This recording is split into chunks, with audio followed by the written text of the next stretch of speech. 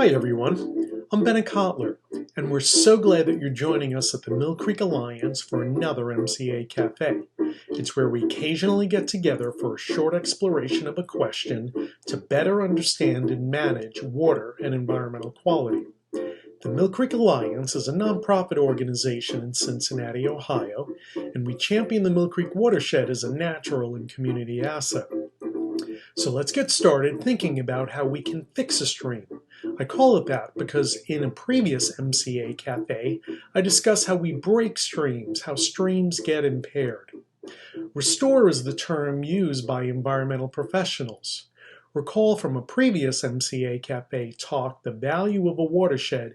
Ecosystems are valuable, from 1/3 to 2 times the value of the local economy. A restored, well-functioning stream produces a lot of valuable goods and services. Restoration of a stream is a technical exercise. We hire design firms such as Dr. Bob Howley's team at Sustainable Streams for site-specific engineering plans, which are based on research articles and guidance from federal agencies. Most of the images I'll present come from National Engineering Handbook 654 and 653, which is pictured on the right. I'm going to approach this quick survey of stream restoration by location. I'd like to begin farthest away from the stream in upland areas and work our way in as we search for solutions.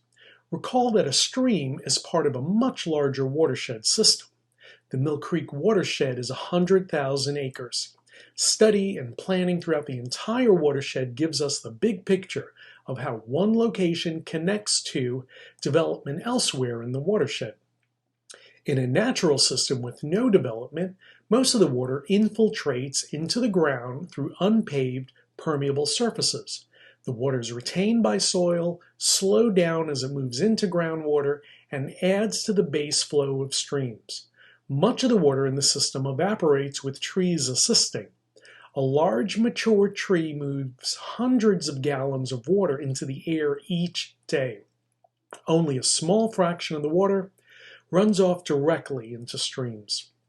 In contrast, in an urban environment or anywhere where there are large paved surfaces such as parking lots and roads, most of the water has no path to infiltrate into the soil.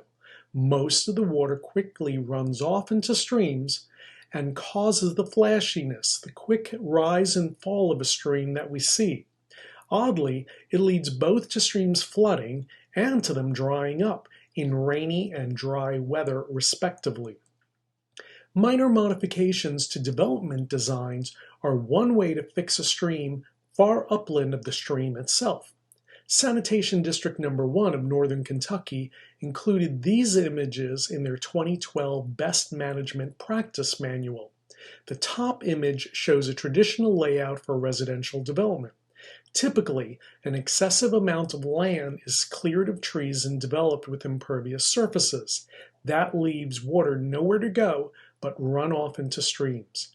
With just a few changes, the design better balances the natural and built infrastructure, which better manages the water in the system. Some of the changes accomplishes multiple goals.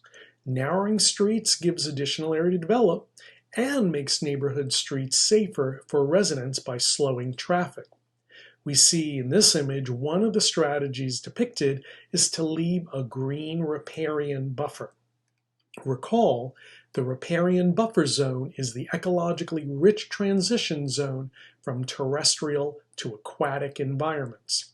By leaving 100 feet or so of riparian buffer of undeveloped vegetation, the green space soaks up water, adds to privacy, provides shelter to a rich diversity of wildlife, and provides a close-by recreational amenity. Here's an example of a riparian buffer at work. In the top image, you see typical stream flow.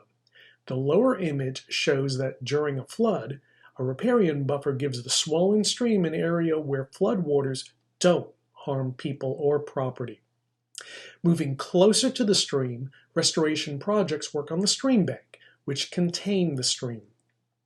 I'll briefly run through several approaches we use to fix impaired stream banks. In the image, On the left, you can see a steep, highly eroded stream bank before restoration. After restoration, the goal is to have the stream bank stabilize as shown on the right. The image on the right does show multiple techniques, so I'd like to break them down. First, the steep portion of the bank needs to be excavated and recontoured to a more gentle and stable slope. Here are photographs of a restoration project in the Hartwell, Carthage neighborhood in Cincinnati, and the top image shows before restoration, highly eroded, steep and unstable stream banks, and the bottom image shows after restoration, the stream bank's been excavated and recontoured to a much lower slope. To stabilize the newly recontoured stream bank, large boulder-sized rock is used to hold the stream bank in place well above the waterline and down at the toe of the bank near the waterline. To get the reference toe, imagine the bank juts out towards the stream like a toe on a foot. A variation on the rock toe technique is wood toe, which uses large tree trunks installed several feet into the bank to armor the bank against destabilizing floodwaters. Here you can see this project used smaller cobble-sized rock to stabilize a relatively slow-moving stream. Adding native plants to the system is called bioengineering and adds a third layer of stabilization to a stream restoration project. As you can see on the left, non-native vegetation has shallow roots that only extend a few feet. Turf grass have to be watered weekly because they have roots that only extend a few inches into the soil. In contrast, native vegetation have roots that extend 5, 10, 15 feet below ground surface. This trait allows native plants to survive long dry spells and to stabilize soil. The roots form a dense network that acts as thousands and thousands of strands of fine organic rebar rods. They bind together the soil and rock and self-correct disturbances in the engineered stream bank system. Considering that plants build the root materials on site from sun and water, it sounds like next generation manufacturing from the future. Well, it's not. It's plant science now. Here's a look at bioengineering with plants. You can see the installation of live willow stakes at the base of a steeply eroded stream bank. The branches you see are planted while they're dormant in late fall or early spring. When the willow branches wake up, they set roots and they grow. As they form willow bushes, their wispy branches slow sediment-rich water, causing sediment to drop and deposit near the willows and bioengineer a more stable stream bank. Let me tell you about some of the techniques used to correct the stream channel which contains flowing water. The three techniques I'll introduce you to use rock and boulders and require extensive engineering calculations to get the system right. Grade control adds hundreds of tons of rock to stream beds to regrade the water, if you will, and restore a gradual connection from upstream to downstream. Placing rock on the side of stream channels in J-hooks and angled vein patterns redirects water to one side or another of a stream, thus deflecting and redirecting high-energy floodwaters that erode and scour stream banks.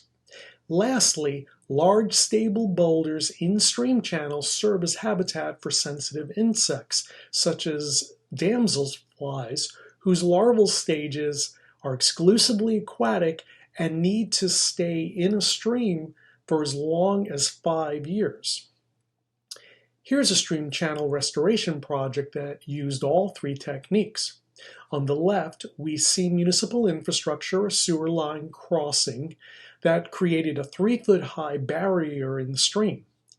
In the middle image, you can see hundreds of tons of rock being placed as a grade control, and the 90-foot-long project created a gentle 30-to-1 ramp to smooth out the water flow to better connect upstream and downstream environments and make migration easier for aquatic species.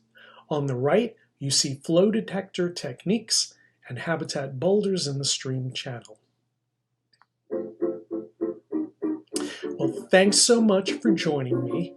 If you'd like to know more, visit the Mill Creek Alliance's page of stream restoration projects to look at some of the techniques that we used.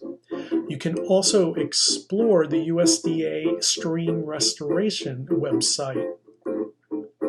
Come on back and see more MCA Café videos in environmental restoration, environmental education, and environmental recreation. Thanks for joining us. Get involved, get in touch, and I hope to see you another time. Take care.